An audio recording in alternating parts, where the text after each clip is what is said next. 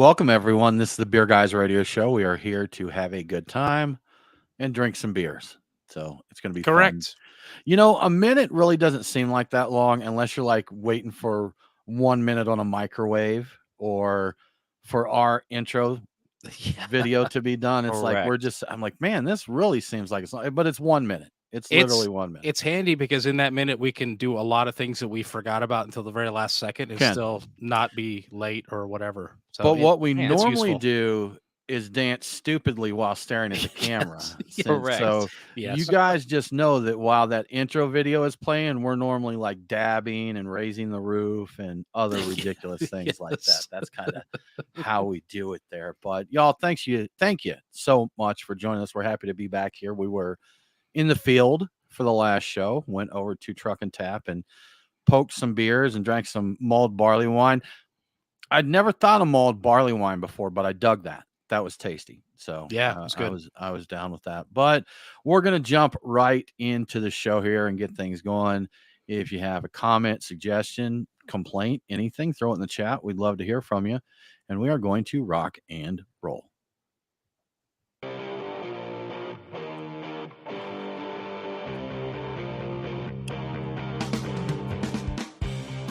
Welcome, everybody. Thank you so much for joining us. This is the Beer Guys Radio Show. We're here to have fun, drink beers, hang out, as we do, as we are known to do occasionally. Yes. I'm Tim Dennis. I'm having a good time. Brian Hewitt, how you doing? I am doing great, sir. That How are is you? fantastic. I'm great. I'm Okay. fantastic. Nate, how are you? Oh, wait, I'm sorry. Producer extraordinaire, Mo Mike Nate. How are you doing? I'm doing well. Yeah, you can't Good, forget man. that full time. I gotta have it in there. Gotta do it. So, guys, it's been kind of a crazy week here. We've went from actual cool temperatures to I think we got close to 70 in the Atlanta area today. A little bit of thunderstorms rolling through and that. Yeah. But it's been kind of nuts. I Brian- thought I might actually see a tornado because I heard like a roar outside, and I've heard Yeah. that I've not witnessed directly a tornado. I've heard that they sound like a train or something like that, and I heard Mhm. some noise that was a lot more than anything else, and it was sustained. I'm like, am I going to see a tornado? Yeah. Oddly excited for something I probably shouldn't be excited for. I don't really want that to happen. You don't but you don't want to be yeah. 30 floors in the air with a tornado coming around, Brian. Yeah, That would hurt. No. That actually it probably would not, to be honest with No, you. I wouldn't feel anything. I Probably would over just quick one enough, moment I'm yeah. like, Yeah. oh, everything's falling and dead. Well, this sucks. Yeah, it's like, well, this isn't going well. It's done. Dead. Yeah, yeah. I wonder how much time you'd have to think about on the way down. That would be terrible. I guess I'm not going to get too macabre with things on that. So, yeah. But anyhow, it's been a good week, guys. I got new bath towels this week, which is really exciting. All I got. right. They're called like Ever Plush Diamond Jacquard or something, just the craziest name. But you guys have to stop by and take a shower sometime. Check out my Okay. my Yeah. new towels. They're really soft and absorbent. So I'm more excited than you should be about it. It's a whole set, by the way, just in case you were wondering. It's the towels and hand towels and washcloths. Can I come over and spill a beer instead? Mm. No. No. I was gonna say yes, but you couldn't use the towels, and I'm like, no. The correct answer here is no. Okay, you all right. cannot do that. So I think when no, you get but- excited about a new towel set, you truly are adulting at that point.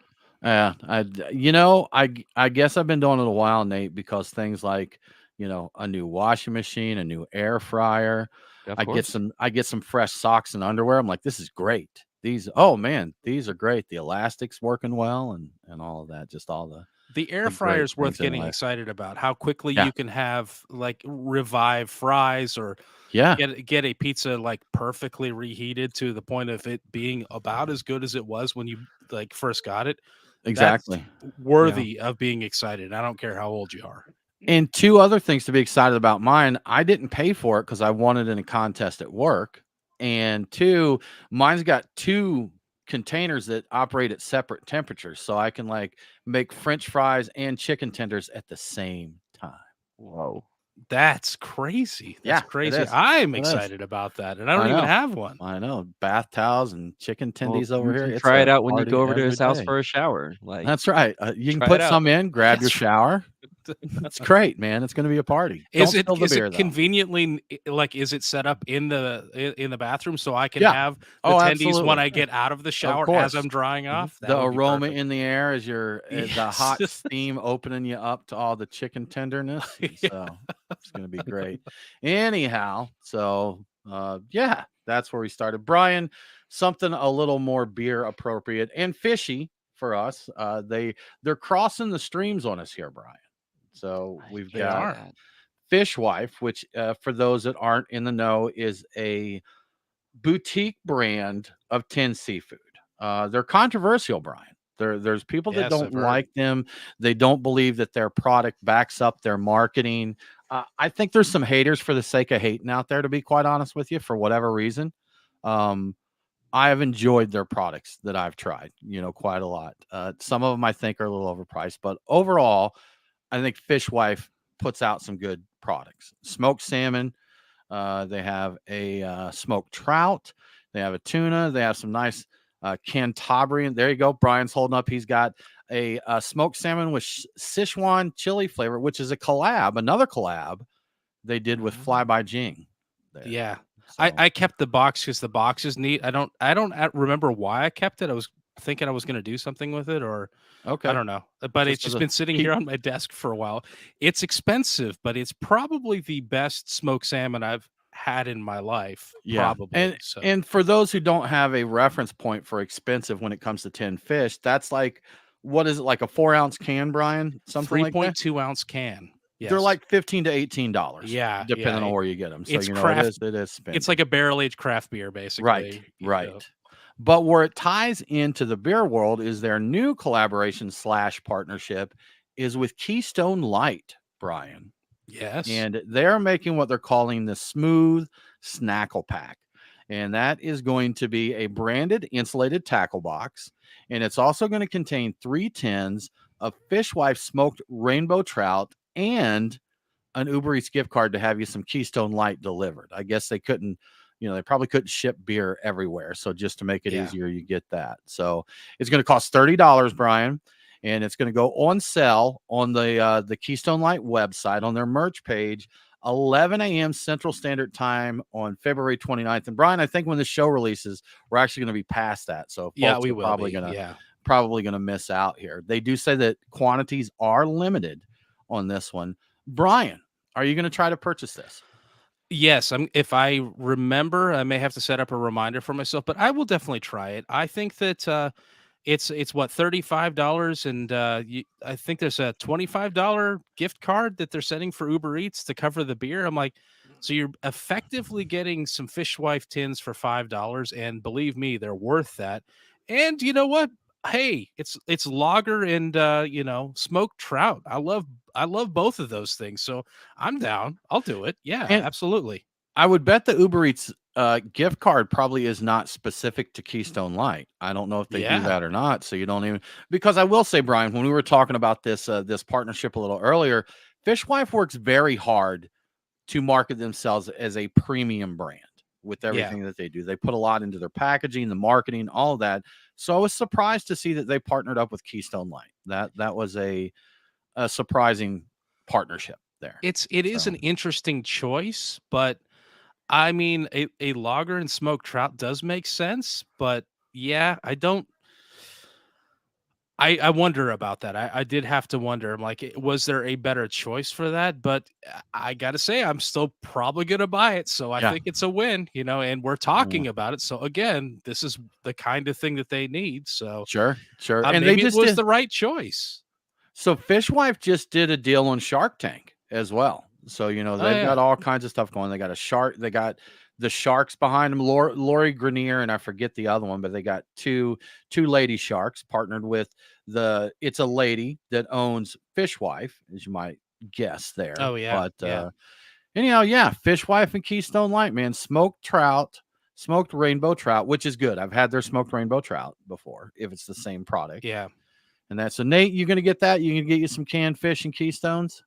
To be honest with you, if I do, I'll give you the canned fish and I'll keep the Snackle Pack. That's not a bad deal. I'm down with. Yeah, it sounds, You'll have an Uber Eats gift card and a Snackle box. it'll Yeah. basically cost you $5 to get that. So, Yeah. well, I mean, I guess that's math works out, but Yeah. sort of. Yeah. I Interesting. think that just more Fish Wife trivia. Didn't they get a deal where they're in Whole Foods now too? They're in quite a few places. So that's been Whole Foods is one. Fresh Market near me Fresh Market, has started yeah. carrying them now.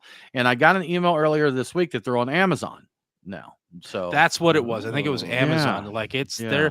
they're hitting the big time. They got that Shark Tank money. So yeah.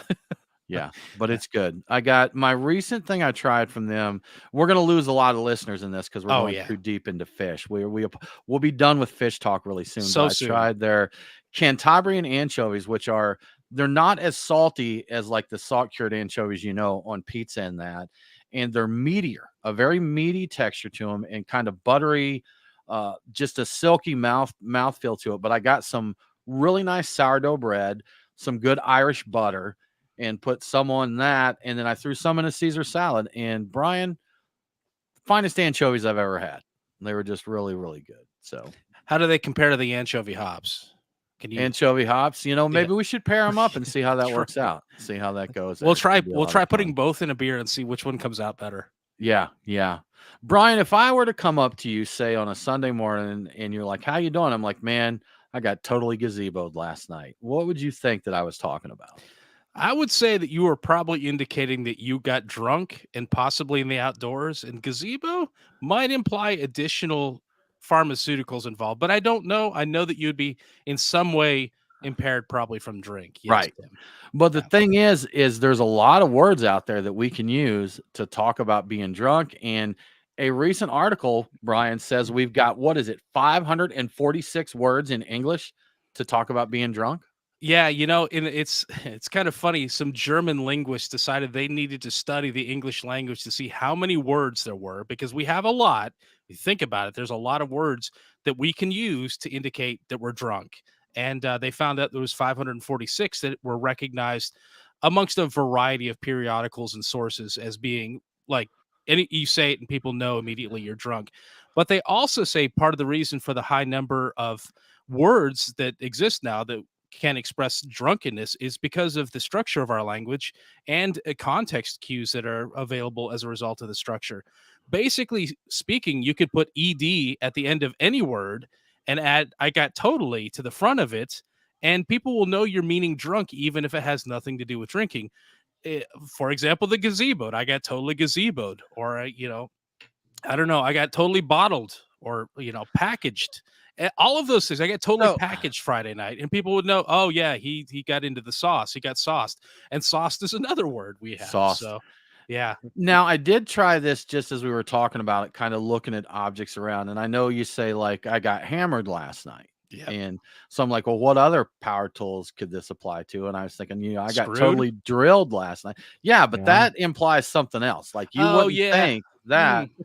And then I was looking at the coffee mug on my desk and be like, oh, I got mugged last night. You'd be like, oh my God, dude, are you okay? Yeah. Did they get you? So there are some limitations to this. Screwed up. Yeah, I guess if it already means something with the ed on it, it's. Yeah. But if you get "I get totally mugged," I'm like, totally on top of it might give you context, like, that could mean that you spent every penny you had at the bar and left broke, and wrecked. So It's all about Right. the inflection, right? I think so. True. I think Dude, so. I got totally mugged last night. If you start you'd know. laughing after you say that, then people Mhm. know, oh yeah, he Yeah. means drunk and not he was robbed, in Yeah. the process of going home. Yeah, there's body language that goes into this as well.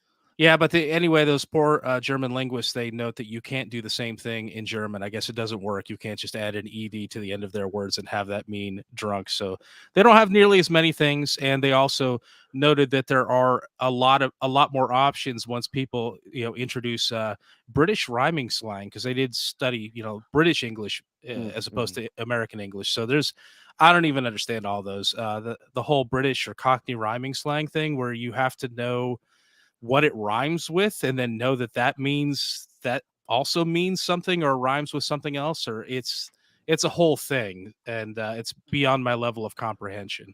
It's But like 3 layers deep to understand that. You have to. It's not just the one reference you got to get. You have to know all of that. it's like the It's like that.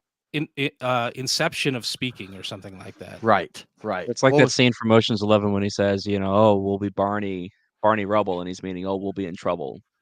If you're yeah. adding syllables, you could just say what you mean. Don't even do the rhyming stuff. Well, in the one Austin Powers movie, apparently when him and his dad are sitting there like chatting with each other, they make it sound like it's just gibberish, but apparently it was a legit conversation. Hmm. Like all the rhyming slang they did actually mean something. I'm sure they had to put the work into making it all work out, Was that but Sir Michael Caine, I believe, it was was. played Yeah. his father. And Yeah. if you watch the subtitles that they show at the end of it, what's his name goes off the deep end. Austin Powers goes off the deep end. It just has question marks at the end of it, and it may Oh, well yeah. have still been something that made sense to a certain group of people, but it was undecipherable to a normal human being. So Good stuff, man. they can get Good too deep stuff. even in that. Well, moving along, guys, we had some terrible news this past week here in Georgia. Across the country, everyone's fighting for better beer laws. We know this is a tough time for breweries. They're struggling to keep their doors open. We see more and more close every single week. And in Georgia, we had a bill up, a Senate bill, SB 163, which would have helped with some beer donations, the ability for some limited self distribution. It would lift limits on to go sales, which currently is capped at 288 ounces per day per person, Yeah. basically a case of 12-ounce cans. And it would allow, there would be franchise reform to allow a brewery to leave a distributor with 30 days notice. And, the 3-tier system in the franchise law is just ridiculous. We recently had a friend here in Georgia, Pontoon Brewing. It kind of made national beer news, but they had a disagreement with the distributor, Bevana Distributing, which is an out-of-state distributor, but they had to go to court, to get out of Yeah. this agreement. It's a very weird situation. And I think we've shared before, years ago, Clown Shoes, the distributor that they were with in the state of Georgia, decided they were no longer going to be involved in craft beer. They were going to just stick with, I believe it was wine and spirits. And Clown Shoes like, okay, we'll just release this so we can get another distributor. And they're like, no. And they had every legal right to do that with the current laws. It did end up working out, but those are some of the things that we're up against. And the bill didn't even make it to committee, for review to go out for a vote. So very disappointing. I believe there was 1 or 2 committee members that were actually sponsors of the bill, but it's disappointing because Georgia very frequently from our Chamber of Commerce, from our high-level politicians, talks about we're the best state in the country for business. And a certain party always loves to talk about how they're for small business and freedoms and all of this. I didn't take the time to go through every single member of the committee to see, but the chairman, who is Senator Bill Cowsert, he's a longstanding Republican senator here in Georgia, uh, has several top donors that are beer distribution related. So our beer distributors or the wholesale, trade groups and that. And it's something we see in a lot of states where the distribution lobby, the wholesalers lobby, has pockets much, much deeper than the craft beer lobby, They and absolutely do. yeah, and you don't see the big breweries, the Bud Miller Coors breweries and that, they're fine with things the way they are because they already have their empires built, So the reason that these laws are trying to change a real situation that we've ran into in Georgia, I was talking to a fellow that was just starting up his very small brewery. He was starting as a contract brewer and brewing just small batches to try and get his name out, get a beer out in the market. And he talked to distributors, and the distributors said, no, we don't want to take you because you're too small. And within the state of Georgia, that means he's dead in the water. He can't distribute the beer himself. So that if a distributor will not take the brewery on, then they just can't exist. That's it. So, looking at some limited self-distribution, there was different talk of like making it within 100 miles. Someone said within the county where the brewery is located. I personally don't think that would work well, because if you have a brewery on a county line and the county line is the divide, then it's kind of pointless. I mean, maybe Mhm. not totally pointless, but a bit ridiculous there. So, between the agreements that they get stuck to, the limits of self distribution, the amount of money that a brewer makes for the beers that they send out into distribution, if I remember correctly, it's like 8 cents on the dollar is what the brewer actually makes, on their beer. So disappointing, because Yeah. these laws are a long fight. I mean, we have brewers in Georgia that have literally been fighting these for 25 years, that they're still up. We have people in Georgia who have lost their breweries because of old laws that were changed in the future that may have helped them. But it's such a slow climb to make things change. And when you go, this was a multi-year bill. It was up last year as well. So 2 years, nothing. So absolutely nothing. And if they go back to the drawing board next year, have to start over with it. But yeah, enough rambling on Georgia. I could go on, being the home state, very attached to this one, but this happens across the country. It's just, we just happen to be the latest one to fight it. We shared about New Jersey Yeah. and all of their troubles that they went through, but And you don't have to be and I don't think we are anti-distributor. They serve a purpose. They just don't serve every purpose. They don't need to be forced as a middle point into every single transaction, big or small. It's not good for them. It's not good for the small people. I think you can. yeah, The larger breweries or breweries beyond a certain, they're going to need a distributor. They can't do that sort of thing. They're still going to be there. The thing is it's such a weird protectionist racket right now that nobody can sell a thing unless the distributors get a cut. It's just basically organized crime. This sure. illegalized, or if this was in any other kind of situation, it would be organized crime, but it's legal in this sense. So that's what we're looking at right now. Yeah. Anyway, Over on our Instagram stream, one of the smaller breweries that would definitely have benefited from the self-distribution made a good point that wine can be self-distributed in Georgia under certain Right. licenses. And so it really doesn't make sense that beer is consistently being held back by being locked into this three-tier system that we have under the Georgia law.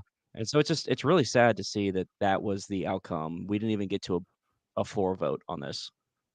Yeah, and that's exactly, it's Firewater Brewing. Cheers, Firewater. Good to see you. But they mentioned that, they were there at the Capitol protesting. This was boots on the ground. There was a campaign to get a petition going, really trying to get Joseph Cortez, who was on our show when we were at the Atlanta Cask Ale tasting.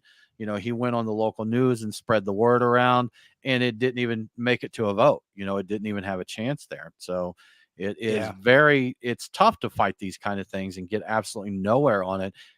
And Brian, like you said, we're not anti-distributor, but when the distributors as a whole, the wholesale lobby as a whole, just refuses to negotiate on this, it does turn you against them some. It does A make you little start bit. thinking negative Yeah. of it. And I want to say that this does not apply to every distributor in every state. True. Eric Levin of Modern Hops, he commented on Facebook. They donated to the guild. They're one that is pro craft and allowing these types of relationships. Liberator Distributing, I think, is another one that's very Like craft those guys minded too. Yep. and such. So, it's not all bad out there, Brian. And these folks are open. I don't want to jeopardize their business. I don't want to kill their business, of course, but it's going to be in everybody's interest if a small brewery like a Firewater or anyone else can distribute a small amount within a small radius to get some stuff out there. They don't have to mess with getting a distributor and losing money that's going to be very much needed to get their business off the ground. And a distributor doesn't have to mess with a little brewery that they're going to come get, a pallet of beer and that's it. Yeah. So If they're able to grow, they're going to need the services of a distributor. exactly. And the good ones will get business still. I mean, Right. yeah. And if they choose to stay small and serve their county or whatever, then so be it. So be it. Yeah. Yeah. All right. All right. Well, Enough of that. enough of that. It's Brian, but Georgia's not the only state that has stupid laws. And this is one out of our neighbors. It does seem like the South does pretty well at doing stupid Yeah, stuff. we're It good. does seem like we do pretty well at that here We in the have South. kind of cornered the market on stupid beer Yeah, laws. yeah, We really got have, that. yeah. There's stupidity across the country. We've kind of perfected it a little bit, down here. But Tennessee, Brian, tell us what the heck is happening in Tennessee. Yeah, so you guys probably heard by now. I'm sure most people have heard that there was a bill in Tennessee to outlaw the sale of cold beer. Well, it turns out there were actually two bills that were introduced to outlaw the sale of cold beer in Tennessee. SB 2636 would have prohibited beer. Anybody that had a permit to sell beer to sell at retail, any kind of refrigerated cold beer. The rationale for the whole thing was they were trying to prevent drunk driving, I guess. If it's cold, you drink it right away in your car, I suppose. The proposal was introduced this month in the Senate and passed on the first and second consideration. A similar proposal, HB in the House bill 2845, was filed for introduction in the House last month, but it was withdrawn by its sponsor. So there were two that were put out. One's still out there. One was withdrawn. So I think people have tried to say that it's no longer there, but I think that there's still the possibility of this passing, though I think that there's been promises made that it won't. So I don't know what to make of it. I'm not a specialist on this sort of thing. Yeah, and I saw some discussion on it, Brian. I didn't know there were two bills up. I wasn't aware so this may be the other bill, but apparently the main sponsor of the bill, author of the bill, had noted apparently he wasn't aware of the impact this would have to businesses, to a brewery being able to keep their beer, their IPAs in a cooler and selling them cold to go or something like that. It did say, and you know what? Props to the politician for this. It sounded like once he heard the impact of it, because let's face it, if this politician doesn't drink and he's trying to stop drunk driving, he's anti-alcohol, he's not going to know that you need to keep your beer cold to keep it fresh, and that it could hurt your business. So he did say that it was not his intention to hurt anybody's ability to do business with the bill, that the intention was to stop drunk driving. And it sounded like that was something that even if the bill moved forward, that is something that they would walk back there. They are talking about reintroducing the one they pulled back, reintroducing the bill in some form, but I guess removing the refrigeration part to making that illegal. So I don't know what else is involved in it. I think that was the big headline. And so I'm curious as to what that would actually entail if they did not somehow include that. So I'm skeptical about that, but maybe it'll be innocuous. I don't know. Yeah, who knows? But again, beer laws, especially in the South, man, we'll find ways to make it crazy. I used to live outside of Jackson, Mississippi, and I don't remember if it was the county or the city, Pearl, Mississippi, Rankin County, Mississippi. Cheers to my family that's still over that way. Didn't allow cold beer sales, so you had to go in. Now, at the time I was there, I believe there was only one craft brewery in the state. Is it Magnolia, Southern Magnolia? I forget. They do the Or Lazy Magnolia. Magnolia. I think Magnolia? that may be it. But so really, we're talking about cases of BMC beer sitting on the floor, hot there. So now they would make sure to have styrofoam coolers and bags of ice right next to it to get you going. But yeah, this isn't the first time that they've tried to do that in different places to avoid that. And then I also lived in Arkansas where you could go through the drive-through with the liquor store, get you a handle of Jim Beam, a 2-liter of Coke, and they'd give you a couple of cups of ice to go along with it. So, yeah. But they couldn't sell it to you cold. Not They cold. give you all Not the cold. Here ingredients, you though. go. Here's everything you need. Yeah. So, but Brian, some sad news to share, and this is always we try to be a pretty energetic show here, and we definitely want to give this the respect that it's due. But earlier last week, the co-founder of Wooden Robot Brewing, Dan Wade, passed away in a fall at the brewery. We met Dan before at some of the various events here, and his co-founder Josh Patton was on Beer Guys Radio back in 2019. Really good guys, both of them, and very well known in the Atlanta beer community. They've attended different festivals and knew a lot of the people here. Very active in our community, as well as they're from Charlotte. Part of the Charlotte brewing scene there. He leaves behind a wife and a newborn son. I believe I saw his son was actually born in January. So, he's got like a 1-month-old son that he leaves behind there. Just horrible tragedy. It's terrible. There has been a GoFundMe set up, as you may imagine. let's face it, most breweries, you're not wealthy from being a brewery owner, a young brewery owner. He leaves behind his wife and newborn son. There is a GoFundMe set up for immediate expenses as well as some plans for some long term expenses, and we will definitely. Nate, would you put that link in our chat here on the live feed, and then we will Absolutely. also get this when we put the post out there. But our sincere condolences to Dan's family and the Wooden Robot family as a whole. Yeah. A big loss for craft beer Yeah, it's there, terrible. definitely. We do want to talk about our beers of the week that we're going to get into this week. And Brian, what are you sipping on this week? So I started off with I pre-gamed while we're getting everything set up with a Good Word Heater Allen collaboration called Coastline Pills. It's a Pilsner. The official category in Untapped, and that's the only thing I could find about it, was a Pilsner Other, but I know it's dry hopped with Saphir hops, and it was quite tasty and very enjoyable. I am working off of the Cold Torpedo out of the Sierra Nevada Torpedo box. That's a cold IPA, or as we like to say, an IPL. An IPL. And it's also really good. It's good. It seems lagery to me, but I like it. I mean, I'm good with this. So I've tried all of the other ones, and it does stand out as being the most unique of the four. So it's good, and I recommend the box, the entire thing. I may drink. It's 4 Again, different torpedo variations, right? yes, correct. There's Okay. a cryo fresh, there's an imperial one, and I think there's some sort of a I forget what the other one is, like a tropical bomb, something. I don't know. I don't. Yeah, something like that. But they're all unique, interesting takes. This is probably the most unique of the bunch, and I think they're all very good. I've been on a kick of Sierra Nevada lately, and this is great. I love what they're doing. So, and finally, Oscar Blues Barrel Aged 1050. If I have the time, I'm going to get into that. That's an imperial double stout, and it's double digits in the ABV. So we'll see. We'll see what happens. But that's my plan, Tim. That's my plan. Good stuff, man. Good stuff. Mike, Nate, what you drinking this week? All right, so I first got into some Oyster City Helles Lager. Tate's Helles.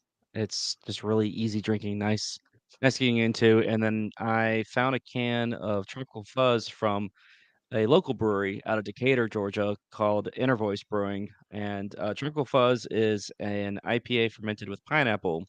It's got that really nice dry pineapple note to it on the back end of it, but it also just has that really good juice quality of introducing a fruit to it. So just a really nice IPA. Juicy. Is it juicy? Juicy. It's So juicy until it dries out on the back end of the palate. Okay. All right. is it hazy? Juice up front, dry in the back. I don't know. Is it hazy? That's Can't see it. We Shoot. can't see. No, Yeah. the camera's just blocking that. The It's camera like it's didn't work. censored. His beer is censored there. Too hot for magic TV. trick. Yeah. And guys, as you know, I'm always the lightweight on these Wednesday shows. You guys, congratulations for being much bigger alcoholics than I am, and within our show time. I normally only have time for one beer, but I'm going with a classic, Brian, from Three Floyds. I got a Gumball Head here, which is just a good okay. old American wheat pale ale. And it's juicy. I think this one was a little juicy before juicy was cool. There's some good fruit pop there. I like a wheat ale. Some people don't get down with those. I do. I like wheated beers. You remember when wheated saisons were cool? Like that was a Yeah. thing to do. And I still like those. I like wheated bourbon. I like wheated beers. And before there were hazy IPAs, I think was little something from I can't think of what, but a beer that I really liked was like a fusion of a pale ale and a wheated like a hef, but not quite a hef, and it was little something something or something like that. I forget the name of it. Lagunitas, little something. little something something, wasn't it? Yeah, something like that. Yeah, and it was wheated. I mean, and I Yeah. really liked that. So even in the days before we had all the crazy haziness and whatnot, I've liked that. So I think I like wheat in a lot of different beverages. I think it adds a nice thing to it.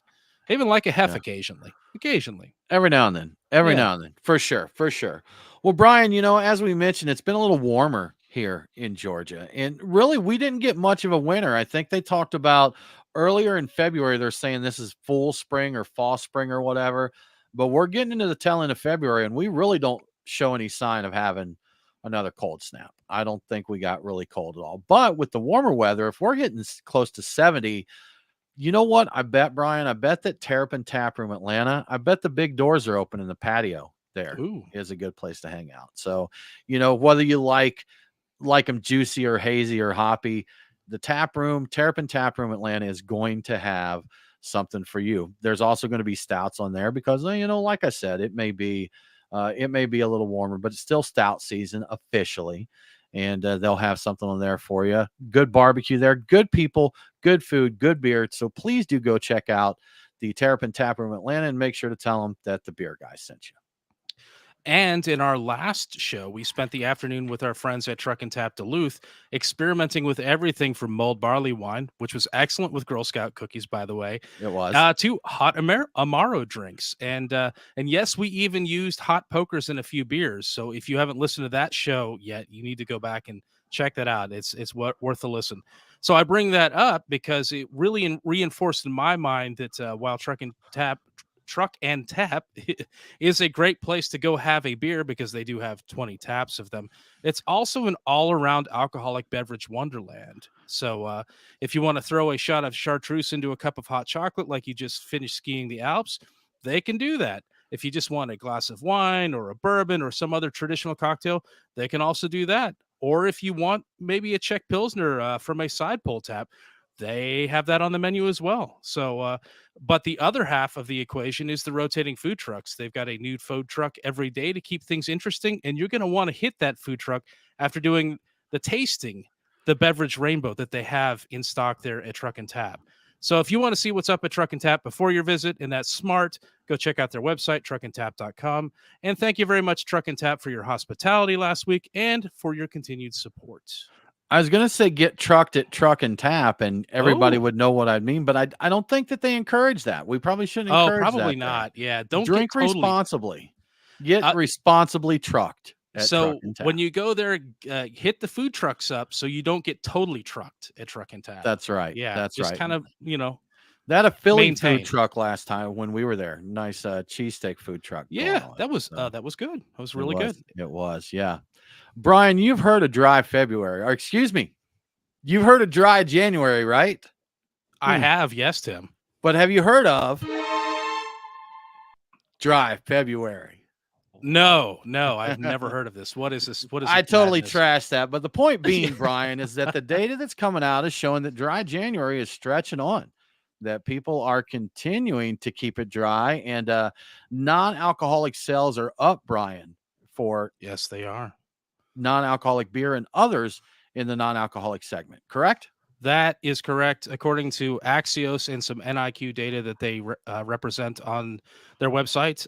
Sales of non-alcoholic beer were up big during dry January of this year. They were up $10.9 million in sales in that month versus dry January of 2023. That's up to $42.7 million for the month, which is a 34% increase from the previous year. And Google search trends for dry January have increased every January since 2014. So this is going up, and people continue searching for dry January in February. So that's something. People are still looking for it. The word is that Whole Foods Market now sells more beer from Athletic Brewing Company, which is all non-alcoholic, than any other beer brand.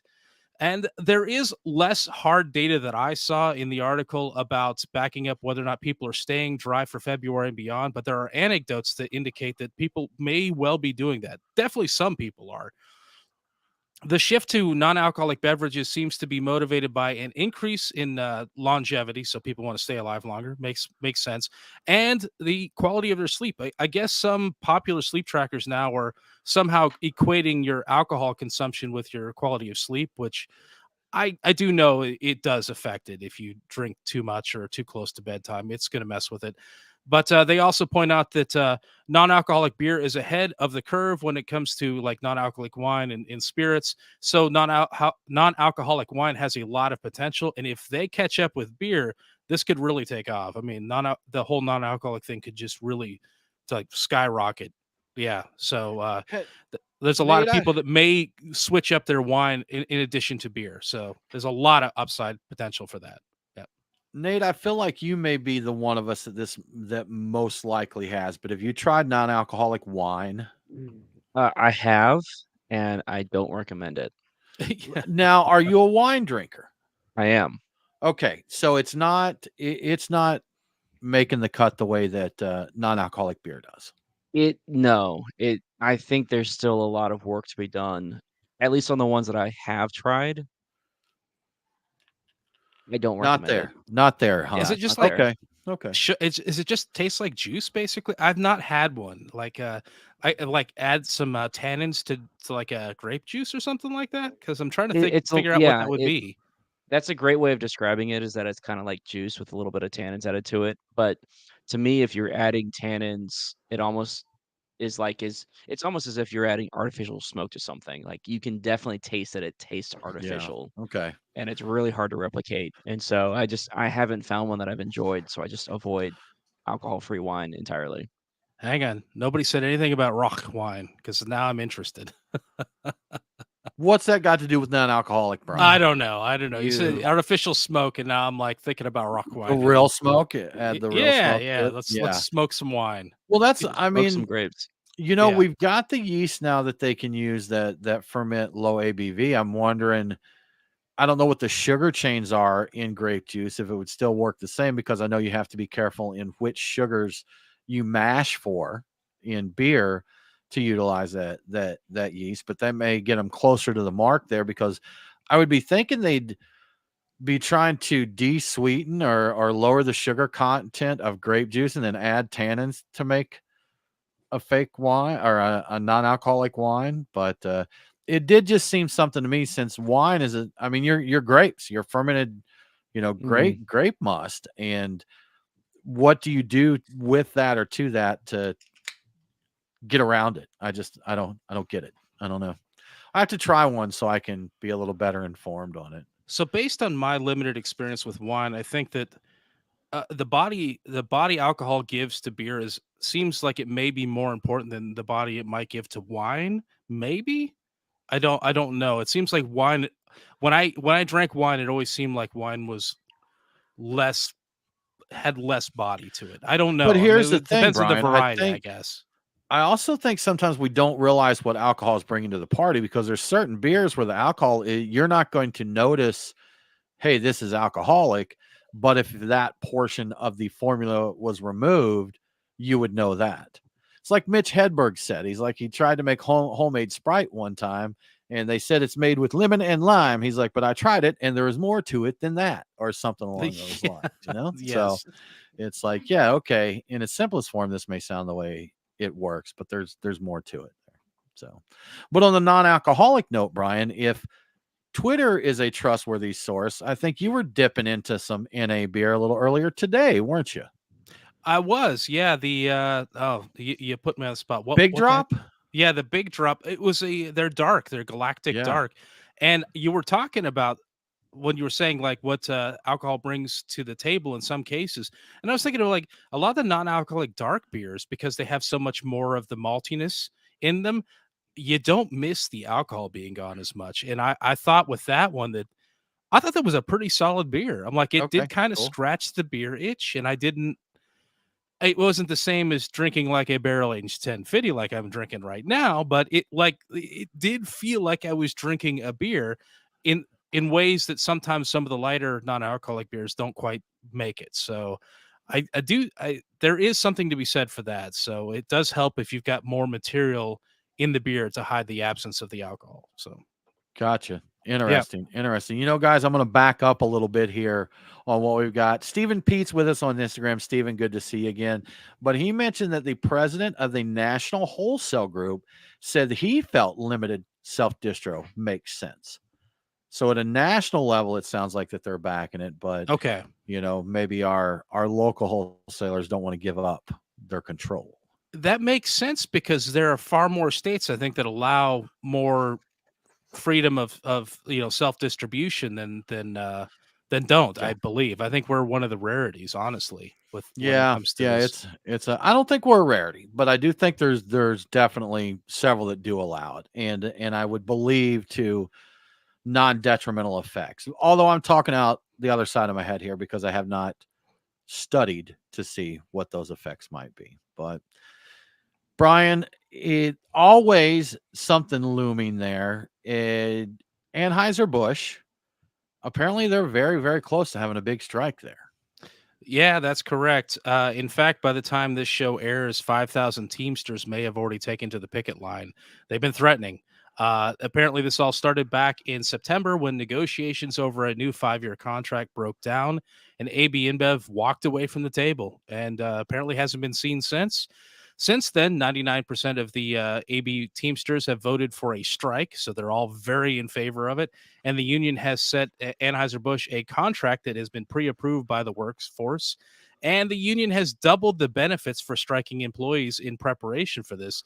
So it looks like a strike is definitely happening if no further bargaining sessions happen by February 29th. So theoretically, that could happen by the time this airs, but it's looking like there may be a strike. A big point of contention here seems to be on job security.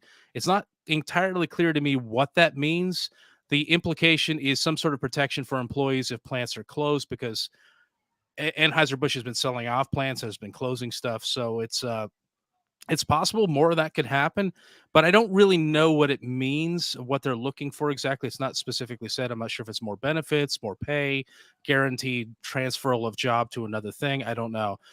If the strike does happen, it will be the first one Anheuser-Busch has seen in 48 years. So it's been a long time, but it's looking like it really might happen. I have been kind of seeing things about rumors of a possible strike, but it's always just rumors. But the it does seem like there's an actual deadline here. By March 1st, if there's no agreement, these guys are striking.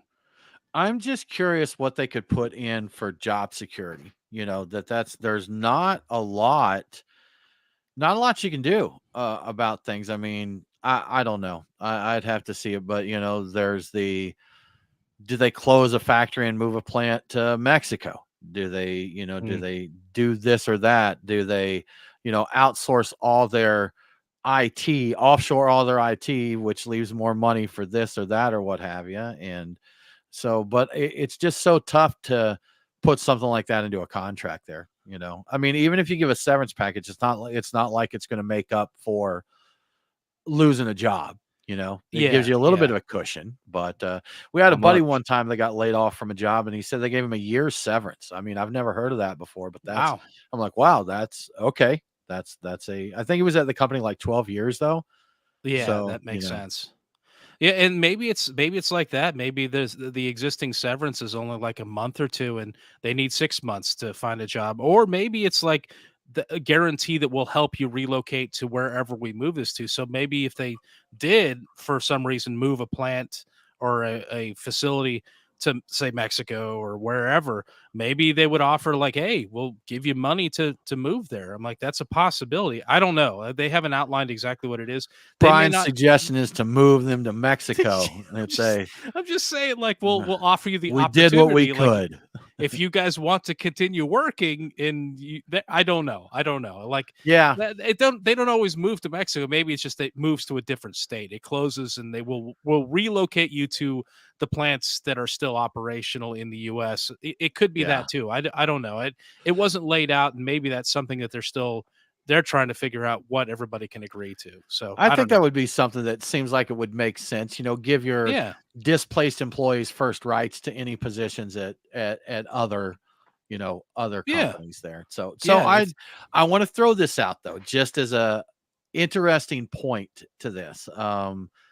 I know you guys know my day job is a recruiter, and I work within the telecommunications sector. And the last couple of years has been a little tough for telecom. It hasn't for we've stayed steady as recruiters, but that's because we have a fairly diverse client base. But the AT&Ts, the T-Mobiles, the Verizons, all of these big companies had layoffs, and in some cases with corporate entities, uh, the way they do it is they have internal headcount that's approved by budget, or they may be approved for a contractor, but not additional headcount as full-time employees there. So there are cases where people have been laid. I had years ago, I had a client call me on a Friday and say, hey, I got to lay this guy off today at 5 o'clock, but I want him to come back to work for you on Monday.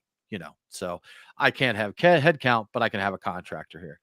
But on the flip side of that, talking about job security and job placement and that, there are some companies that bar laid off employees from coming back as contractors for, in some cases, 3 years. So That's wild. it's just the anti placement benefit there, or whatever you want to call it. So I'll leave it at that, so I don't cross any boundaries with what I'm allowed to say. But I'll just say some companies do. Don't have get those. yourself fired, Tim. No, I don't. that. I don't want to Yeah. end up having to, see what kind of severance package I have here. Yeah. So, yeah, absolutely. But Brian, we got one more story to share here, and this was interesting. This one kind of slid under our radar right until the most recent update. But a lot of suing going out there right now, and New Glarus got hit. Yeah, and this one sounds a little reminiscent of was it Treehouse or one of the other ones? Some of the details, not the entire thing, but early investors in Wisconsin's New Glarus Brewing sued the company and the majority shareholder Deb Carey in 2022. The lawsuit claimed that Carey oppressed the investors by not paying a dividend as the company's profits and available cash grew. And it also made the accusation that the investors were not able to sell their stock for a fair market value. The worst part of it all is if had the court sided with the investors, New Glarus would have either been sold or dissolved. So that's intense. Yeah, that's right. Yeah, right. Fortunately, the court sided with New Glarus, and they did so again in a recently completed appeal. So it looks like New Glarus is safe. As to whether or not the investors got mistreated in the situation, well, they bought their shares for $10 in 1999. They sold them in 2019 for $2,071 a share. And if my math is right, I did a little calculation based on one of the investors' stats. So one of them invested $12,500 in 1999, and they turned that into $2.6 million in 2019. So I'll let you be the judge as to how they were treated in this situation. Now, just to clarify, I don't think it changes the essence of the story, but it does say the original shares were purchased in 1993, correct? Yeah, 93. Did I say 1999? 93. Yeah. I'm sorry. It was 93. It was further back. All right. So it is a lot of time. That is what, 30 years? 26 years there. Yeah. So it's a fair number of years, but still that's not a bad return there. So. Yeah. $12,500 to $2.6 million.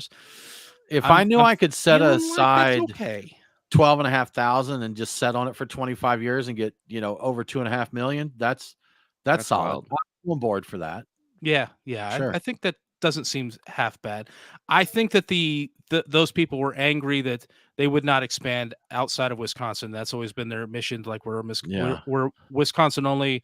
That's all we'll ever be. And unfortunately for the rest of us, we won't get it unless we go to their state and get it. Unless we know somebody, or we know somebody that knows somebody. They did get out of. Oh, fun fact! I've shared this before, Brian. But do you know that New Glarus was almost in Georgia? What? Oh, yes. You do? I was going to say Brian knows because that. Yeah. We had them on the show, and they were looking. Weren't they looking at what's the German town? Up around Helen, I think. Helen, but they said that they were driving around trying to find, and Georgia was one of the places, but they just fell in love with it up there in Wisconsin. So we could have had New Glarus here. Could you imagine us being the state of spotted cow? Crazy. That would have been crazy. It would be. They wouldn't have been able to self-distribute it, though. No. It probably wouldn't have worked out well for them at all, honestly. Yeah. Crazy stuff. A fun fact about this week's show, Brian. This is episode 404. It is, yes. So shout out to our Atlanta locals, 404 area code for Atlanta there. So a special show for the local folks. But yeah. And shout out to anybody who's tried to go to a website that is no longer there.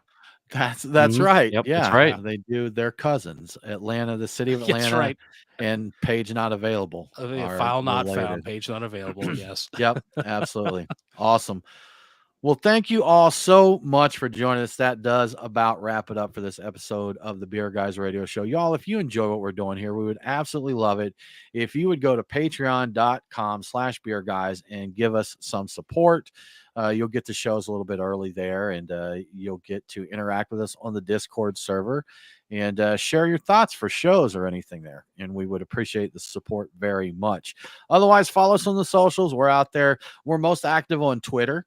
So check that out. We do get X. around to Instagram. No, I'm not going to do it, Brian. Yeah. No. I still call it Twitter too. Yeah, It's Twitter. It's Twitter. But yeah, y'all follow us along, support us if you feel inclined. We would much appreciate it. And we definitely hope that you have a good week. And don't forget to drink local. Cheers.